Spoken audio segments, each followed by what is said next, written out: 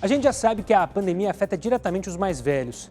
Mas como será que o isolamento social tem impactado a vida das crianças e dos adolescentes? De acordo com o Unicef, até 87 milhões de jovens poderão ser afetados até o final do ano pela crise do coronavírus. Falaremos sobre os impactos da pandemia na infância e adolescência no Estúdio News, que começa agora.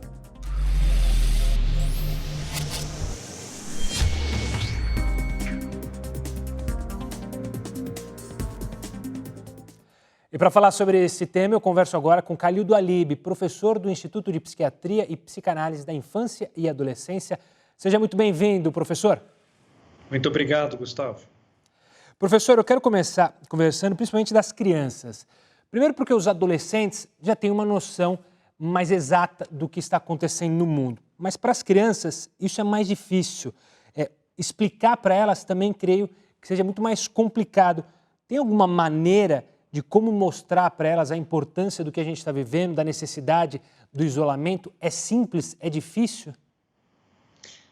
Acho que você fez uma colocação muito boa. Nós temos que explicar a elas, porque elas percebem as diferenças, independente da idade, né? Mesmo crianças menores também percebem isso, e nós temos que aprender a lidar com isso. Então, a sugestão é que os pais possam falar numa linguagem acessível exatamente o que está acontecendo. Por que é que o pai tem ficado mais em casa, a mãe tem ficado em casa, mudou a rotina de todo mundo.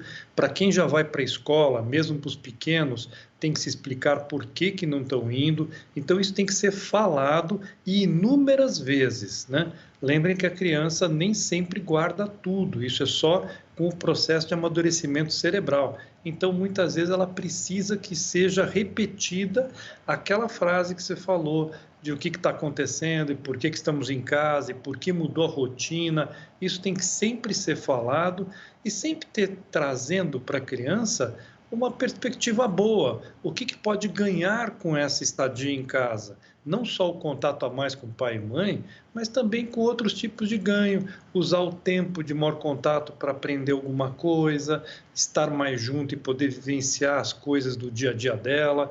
Então, é um ganho tanto para os pais quanto para as crianças que pode acontecer nesse período. Professor, você mencionou na escola, a questão da escola. A escola é justamente onde as crianças e os adolescentes têm grande parte das interações. Além disso, o contato com os familiares, tios e avós, também ficou muito mais restrito neste momento. Pode haver consequência desse isolamento social na vida dessas crianças e adolescentes? Eu gosto de bater que o isolamento ele é físico, mas ele não deve ser emocional.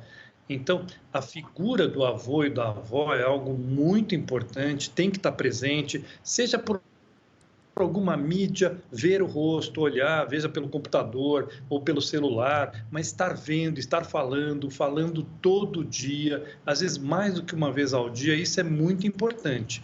Quanto menor a criança, mais ela necessita disto. Ela guarda por pouco tempo aquela imagem, então ela precisa ser reforçada. Então isso é muito importante que os avós liguem 2 vezes ao dia pelo menos, tenham essa proximidade, então esse contato emocional precisa continuar sendo presente. Nós não estaremos ali juntos abraçando, infelizmente, mas esse contato emocional tem que estar acontecendo. Professor, eu não quero igualar os casos, mas eu queria que o senhor tentasse mostrar para o pessoal de casa as diferenças entre as situações dos adolescentes, que têm outros anseios, outras dúvidas, outras preocupações, e as crianças que também estão numa fase aí de amadurecimento, de entender o mundo em que vivem. Dá para a gente dizer que é mais preocupante esse isolamento para os adolescentes ou para as crianças? É possível fazer essa análise, professor? Olha, tudo, infelizmente, depende da forma como os pais estão lidando com esta situação nova. É uma rotina nova, modificou a vida de absolutamente todo mundo, né? As pessoas estão mais em home office ou tiveram seus negócios muito impactados, da sua loja, do seu ambiente. Então, impactou a vida dos pais, dos avós, de todo mundo. Então, isto tem que ser dividido com todas as idades dos filhos. os adolescentes inclusive. O adolescente tem uma tendência a ficar mais na gruta dele, mais isolado, mais nos jogos, ele já interage muito mais com as mídias, então ele tem uma tendência a ficar muito mais isolado e nessa pandemia, então, isso ficou muito exacerbado. Nós temos que trazer o adolescente, aproveitar que estamos em casa e, quem sabe, podemos almoçar juntos, podemos jantar juntos. Então, estar mais próximo do adolescente, como poder participar da aula deles, por exemplo. Então, muitas vezes eles estão assistindo aula, mas estão com fone de ouvido, estão fazendo outra coisa ao mesmo tempo. Então estar mais próximo, ajudar, estar próximo é fundamental nesse período, né? Já que temos essa possibilidade. A gente sempre reclama que não tem tempo para tanta coisa, né? Vamos estar mais próximos, mas respeitando também essa individualidade. O adolescente ele tem uma tendência a isolar-se e isso tem um lado bom do desenvolvimento da personalidade do adolescente. Em menores, em crianças com 10 anos, é uma grande dificuldade, porque eles estão querendo sair, têm muita energia, querem jogar bola, querem estar fazendo coisas com os amigos. Então, é uma outra época difícil para os pais vão ter que encontrar um meio termo de ter programas em conjunto. Essa é a grande coisa boa da pandemia. Ao mesmo tempo que traz mais atrito e desgasta, ao mesmo tempo também traz a possibilidade de termos mais relacionamento com os nossos filhos. Isso é extremamente bom. E a criança menor, a criança que acaba exigindo menos nesse sentido de sair ou algo assim do tipo, ou tem menos amigos, a escola fazia um papel de socialização para ela que é muito importante. Então, infelizmente, ela não vai ter contato com os amiguinhos, mas ela poderia ter no contato com as escolas, muitas escolas têm feito isto, manter essa área lúdica, essa coisa de brincadeira, de atividade física, aulas de educação física, com a criança se exercitando, se mexendo em casa. Então, essas coisas são muito boas. Nós não temos ideia de quanto tempo isso ainda perdurará, né? Está durando mais do que a gente imaginou que iria durar e nós não temos ideia quanto vai durar isso. Então, nós temos que manter-nos bem íntegros e coesos. A ideia é a gente poder participar com os filhos de cada momento, né? Agora, os pais precisam estar tranquilos porque mudou a rotina absolutamente de todo mundo. Então, coloquem uma rotina na vida de todos, dos pais, dos filhos, tem um horário para acordar, tem um horário para dormir. Não estamos de férias, estamos em épocas em que nós não podemos conviver fisicamente, mas manter os contatos, manter as amizades, poder ter um contato emocional, isso é fundamental. Professor, eu quero pescar uma das suas falas. Você falou muito da tecnologia, de usar para diminuir a distância. Essa exposição às telas é ainda maior agora nesse período, já era algo habitual dessa geração de crianças. A tecnologia, neste momento, ela se tornou a ferramenta com a qual as crianças e jovens estudam, se relacionam e também um meio de entretenimento. Até que ponto essa tecnologia é uma aliada nesse momento e até que ponto a gente não pode se tornar tão refém? Você falou que as crianças têm que fazer atividades de educação física, mexer o corpo, mas os pais às vezes não ficam muito reféns dessa tecnologia para tranquilizar justamente as crianças nesse momento? Eu não tenho a menor dúvida disto, né? Era muito comum que os pais colocassem limites na tecnologia, né? Então, alguns pais permitiam que a criança ficasse 1 hora ou 2 horas com alguma atividade, podendo fazer algum jogo ou falando com os amigos, ou esses tipos de limite, eles praticamente desapareceram porque a tecnologia é a forma de relacionar-se hoje, inclusive com a escola, né? Então, isto se perdeu, esse tipo de controle que os pais tinham mais fortemente. O que nós estamos vendo é que essa tecnologia ela vai ter que ser, de qualquer forma, absorvida e bem usada. Então, a ideia é que não só use para ficar nos joguinhos, né, que isso seria uma coisa ruim, mas também poder usar a tecnologia no sentido de estar próximo e olhar. Por que os pais não poderiam sentar lá e falar, filho, o que você está vendo? Talvez na primeira vez ele desligue tudo, né? Mas olhar o que está vendo, participar, ver com quem o filho se relaciona, os sites que ele procura, que ele busca. Esta presença maior tem que acontecer agora. Me desculpe. Então, essa é uma situação que pode ajudar muito também aos pais, essa proximidade maior afetiva. Então, já que estamos em casa e temos tempo, vamos participar da história do filho, vamos olhar realmente com quem ele com quem ele conversa, com quem ele está se relacionando, quem que ele tem mais intimidade, quais jogos que ele está participando. Vamos ter um certo olhar mais cuidadoso, e entrar na mídia pode ser uma ideia interessante. Professor, você mencionou que a gente está passando um período maior do que a gente desejava, a gente não sabe quando as coisas serão retomadas. De qualquer forma, para a volta, como pensar a volta desses adolescentes, dessas crianças para o colégio? É preciso uma programação dos pais ou voltou, deixa voltar e as coisas vão se acertando como devem se acertar? Ou não? Os pais têm que criar um caminho para os filhos para essa volta? Olha, essa é uma situação que todos têm se perguntado, né? Como é que será a nossa volta?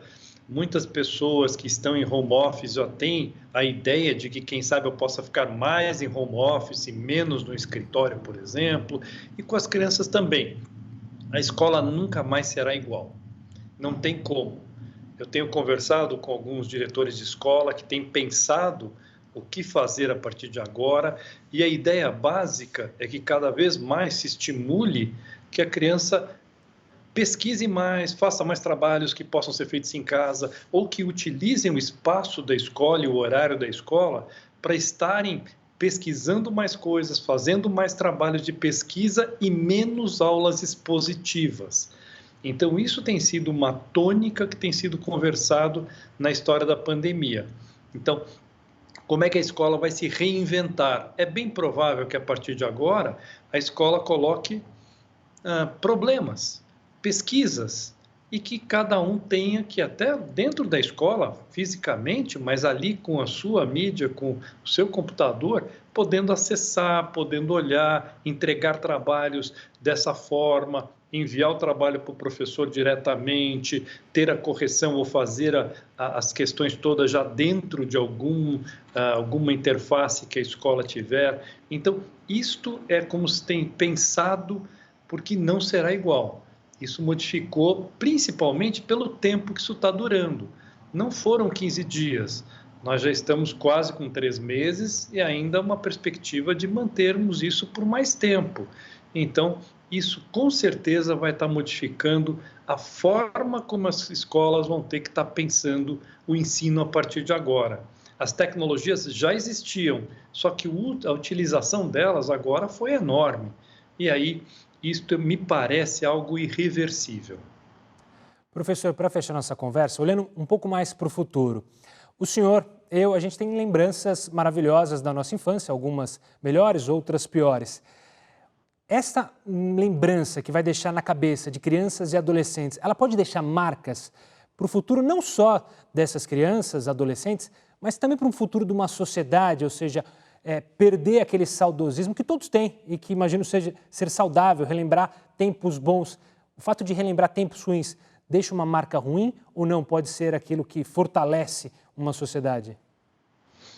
Olha, se eu pensar nas crianças menores, a coisa mais importante para eles é o clima, é o ambiente em casa.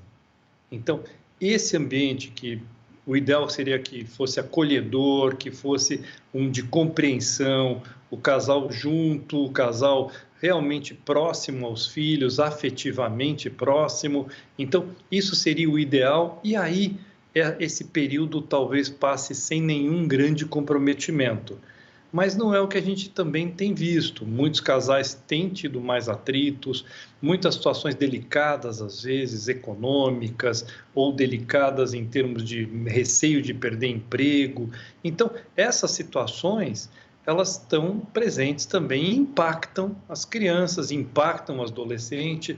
Então, cada situação, quanto melhor estiver essa família, quanto mais estruturada essa família puder estar nesse período, quanto mais as coisas puderem ser faladas, claras, limpas, sabe, sem alardes, sem catástrofes, né? As coisas puderem ser conversadas dia a dia, tanto melhor, né?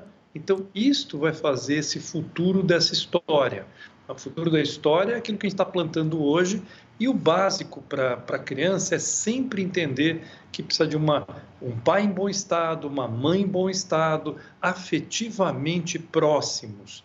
Isto é fundamental para o desenvolvimento mental e não termos consequências daqui a pouco com quadros de depressão, com situações mais delicadas que possam ocorrer na adolescência, menos risco de abuso de substâncias. Então, o ideal é os pais estarmos o mais próximo possível e estarmos o mais dividindo tudo com esses filhos, mas numa posição de pai e mãe. Nós não somos amigos, nós somos pai e mãe, nós estamos juntos, nós estamos aqui para poder ajudar, a entender e a dividir as nossas situações todas. Professor, quero agradecer demais a sua participação aqui no Estúdio News. Muito obrigado. Muito obrigado a você e seus ouvintes todos. Até já. Um forte abraço e até uma próxima, professor Kalil. O Estúdio News vai para um rápido intervalo. Na volta a gente continua com esse assunto, não sai daí.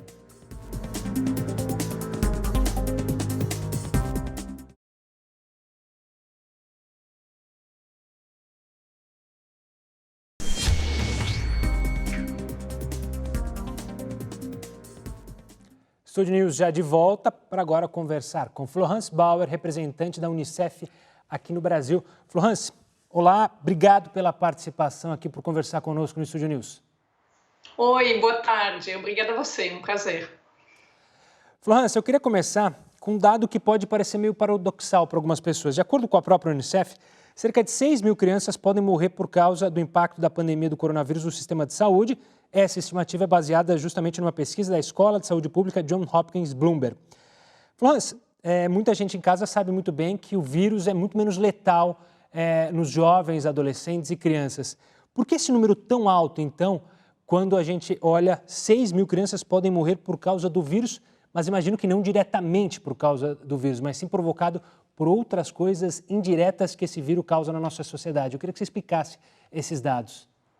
Sim, não, obrigada pela pergunta. O que está acontecendo é que a crise atual, na realidade, com essa expansão do vírus, do Covid-19, as crianças elas não aparecem como a parte da população que é mais afetada, porque ela não é a mais afetada pela própria doença do Covid-19. Mas as crianças e adolescentes, elas sofrem muito das consequências indiretas dessa crise. Elas sofrem, nesse momento, de medidas que estão sendo tomadas para evitar uma propagação do vírus, que são medidas necessárias, e elas correm também o risco de ser as maiores vítimas depois também dessa crise aguda. Então, por exemplo, na própria área da saúde, que você estava se referindo, pelo fato que os serviços de saúde estão numa situação assim sobrecarregada com a resposta urgente à questão do Covid-19, a gente vê a importância, assim, que os serviços de saúde também continuem com serviços básicos para as crianças, para as mulheres gestantes, por exemplo. Isso inclui o nível de imunização. A gente tem indicações que a imunização está mais baixa do que ela deveria estar nesse momento do ano. Assim. Então, esses são os elementos que colocam as crianças numa situação de risco para também depois da crise aguda. Mas isso acontece também na questão da educação, por exemplo. A gente tem nesse momento no Brasil, são 35 milhões de crianças e adolescentes que não estão indo na escola, porque as escolas estão fechadas por essas medidas que têm que ser tomadas nesse momento.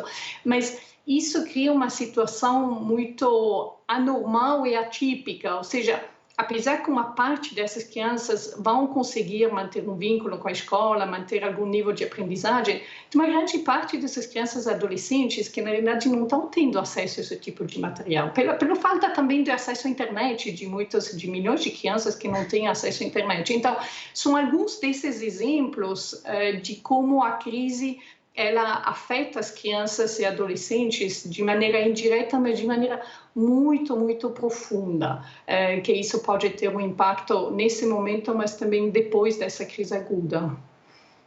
Florence, você falou da internet, eu quero deixar a questão da internet um pouquinho mais para frente, para antes falar sobre um dos efeitos secundários da pandemia, que é justamente o aumento do trabalho infantil. E a Unicef se preocupa muito com isso. Com as escolas fechadas, o trabalho acaba sendo visto por muitas famílias, principalmente em países como o nosso, como uma forma das crianças ajudarem com a renda em casa. E aí tem outra preocupação, que é justamente, possivelmente, essa criança talvez não volte para a escola, ou seja, cause uma evasão escolar ainda maior no nosso país. Existem maneiras de tentar impedir isso? O governo pode agir para tentar diminuir esse trabalho infantil? Sim, tem uma série de medidas que podem ser tomadas, devem ser tomadas. A gente, mesmo antes do Covid, tem 1,7 milhões de crianças e adolescentes em idade escolar que estão fora da escola. Então, já é um número alto. A gente está muito preocupado que uma parte das crianças e adolescentes que estavam na escola, com essa crise, com essa desvinculação, que elas não voltem para a escola. E isso tem a ver com uma série de fatores, um deles, obviamente, econômico, com o aumento provável da pobreza nessa situação, que faz com que crianças e adolescentes vão poder querer deixar a escola para trabalhar. Também no próprio trabalho infantil, antes do Covid, tinha 2,4 milhões de crianças e adolescentes que estavam numa situação de trabalho infantil. Então, o que é preciso, primeiro, é visibilizar. As crianças e adolescentes estão invisíveis nessa crise. Como você falou bem no começo, não parece ser a parte da população mais afetada. Então, visibilizar o fato que as crianças e adolescentes sofrem dessas consequências. Depois, vamos precisar fazer uma busca ativa, a Unicef está apoiando isso em 30% dos municípios do Brasil, aproximadamente, vai precisar uma busca ativa de cada criança e cada adolescente que está fora da escola para que ele seja, para ajudá-lo a voltar na educação. Então, para que as escolas também estejam preparadas para receber essas crianças e adolescentes que se desvincularam. Na questão, também para prevenir o trabalho infantil, o que é fundamental é dar a possibilidade aos adolescentes de, ao mesmo tempo, voltar à escola, mas, ao mesmo tempo, de ter oportunidade de aprendizagem. Existe no Brasil uma lei, a Lei do Aprendiz, que é uma lei muito boa, que dá a possibilidade para as empresas oferecer essas possibilidades, essas oportunidades de aprendizagem. Então, é fundamental, e a gente convida as empresas para fazer isso, que realmente haja um movimento assim de solidariedade com as crianças, com os jovens, com os adolescentes e os jovens, para oferecer mais possibilidades de aprendizagem a esses adolescentes. Então, é um conjunto de medidas que tem que ser tomada, além de, obviamente, o Bolsa Família e outras discussões que estão acontecendo agora, de renda mínima, enfim. Então, tem essa rede de proteção social para evitar que um número importante assim volte na pobreza, e a gente sabe que quem mais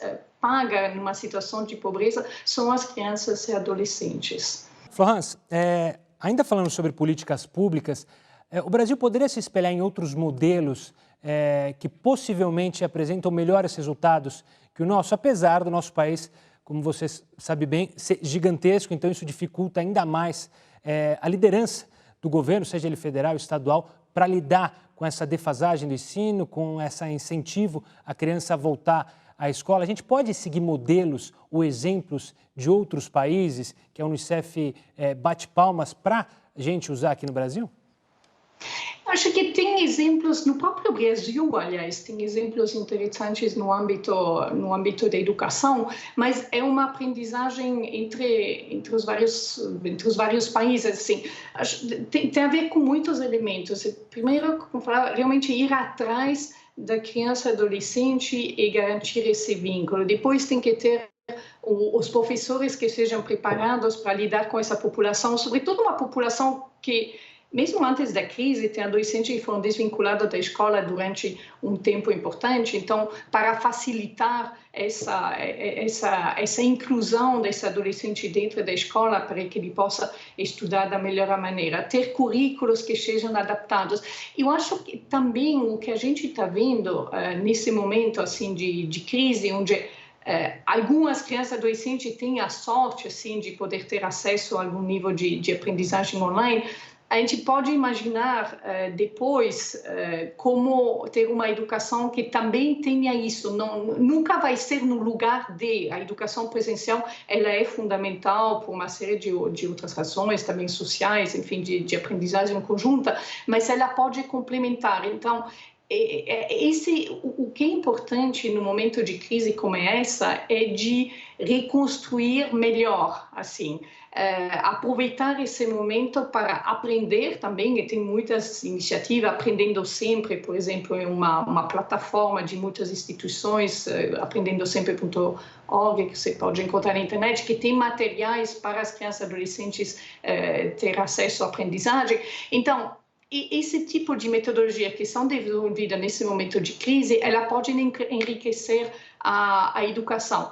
E, junto com isso, tem que ter uma valorização também do trabalho do professor, assim, de valorizar o trabalho que ele faz para poder ajudar essas crianças e adolescentes a aprender nas melhores condições. Então, tem experiências em países, tem experiência no próprio Brasil, mas o que é importante é entender como o melhor investimento que um país pode fazer é na sua infância e na sua adolescência, que isso se traduz tanto em benefícios sociais, mas também econômicos para o país. Então, é importante construir melhor e sair melhor dessa crise, aprendendo através desse momento que a gente está passando. Claro. Florence, eu quero agradecer demais a sua participação aqui conosco no Estúdio News. Agradeço muito, foi um grande prazer, estou à disposição quando quiser. Agora eu converso com Marisa Irene Siqueira Castanho, que é presidente da Associação Brasileira de Psicopedagogia. Marisa, obrigado pela participação aqui conosco. Eu que agradeço. Marisa, a gente falou muito das crianças e adolescentes, agora eu queria começar com você com outro olhar, justamente com os psicopedagogos. Quais são as orientações para justamente essa categoria que está lidando com a ansiedade das crianças, com a ansiedade dos pais e a preocupação de todos no momento de pandemia? Existe alguma orientação para eles? Olha, nós temos tido uma preocupação porque essa situação nos pegou a todos, né, de uma maneira inusitada, muito repentinamente. Os psicopedagogos se viram, né, numa situação de afastamento, né, das crianças, dos adolescentes, alguns que já vinham em atendimento, outros que realmente tiveram, né, que ser afastados, a escola não podia mais ser visitada, o contato com os professores. Por um período, houve uma dificuldade de como agir, né? Então, nós implantamos, né, a possibilidade desse atendimento remoto, obviamente que resguardadas, né, todos os cuidados de entender, né, de que forma o espaço familiar poderia se organizar para receber o psicopedagogo no espaço da família, da casa, né, do apartamento, enfim. Tudo isso foi se configurando com uma necessidade de que se mantivessem os vínculos. Nesse sentido, foi a nossa orientação para que nós implantássemos uma assistência com atitude psicopedagógica junto à família e junto à própria criança e adolescente. Eu queria só entrar num tema, porque apesar da situação obviamente ser gravíssima, a pandemia trouxe a possibilidade e a oportunidade dos pais passarem mais tempo com as crianças, algo que muitos pais e mães sentiam falta. Talvez eles nunca mais tenham uma oportunidade como essa. Mas como tornar esse tempo de fato proveitoso, tanto para eles, pais, quanto para as crianças? Exatamente, tá? Agora, eu acho que é importantíssimo, né? Eu ia frisar um pouco essa questão, depende de quem nós estamos falando, né? Do extrato social das famílias das quais nós estamos falando, né? Por um lado, existia sim uma realidade no dia a dia corrido de todas as famílias, né, do distanciamento, né, do afastamento. Muitas vezes as crianças eram deixadas nas escolas logo cedo, iam sair da tarde, no final do dia. Então, algumas famílias, acredito, tiveram e estão tendo, né, que se haver com a impaciência, com o nervosismo, com a dificuldade, né, e não estão podendo aproveitar desse momento, né, dado de fazer um acompanhamento ao desenvolvimento do seu filho. A questão nós vamos ter indicadores suficientes para avaliar o impacto desse período, né, e além disso, nós vamos de que forma as escolas e as famílias estão preparadas para o retorno dessas crianças. As famílias, algumas, né, vão sentir, talvez, o fato de que se acostumaram a ter seus filhos, né, o dia todo por perto, brincando, podendo desenvolver atividades, conversando mais, colocando essas crianças em atividades do cotidiano dentro da casa, da família. Então, talvez sintam, né, nesse retorno à escola, nesse retorno ao trabalho, vai ser todo um processo de readaptação para esse novo período de retorno, para quando o isolamento terminar, se bem que isso ainda é muito... ainda uma incógnita para todos nós. É um reaprendizado para todos, né, nós, né? Tanto como sociedade, pais, professores. Doutora Marisa, eu quero agradecer demais a sua participação, enriquecendo esse debate aqui sobre um assunto que é preciso ser falado e preciso ser pensado justamente à volta. Obrigado, Marisa. Muito obrigada, eu que agradeço, Gustavo. Até logo. Forte abraço, até uma próxima. Até logo. O Estúdio News fica por aqui. Eu conversei com Marisa Irene Siqueira Castanho, presidente da Associação Brasileira de Psicopedagogia, Khalil Doualib, professor do Instituto de Psiquiatria e Psicanálise da Infância e Adolescência, e Florence Bauer, representante do Unicef aqui no Brasil. Você já pode acompanhar essa entrevista pelo nosso canal no YouTube, no Play Plus e também pelo nosso podcast, disponível nas plataformas Spotify e Deezer. Semana que vem tem mais, eu te espero. Até lá!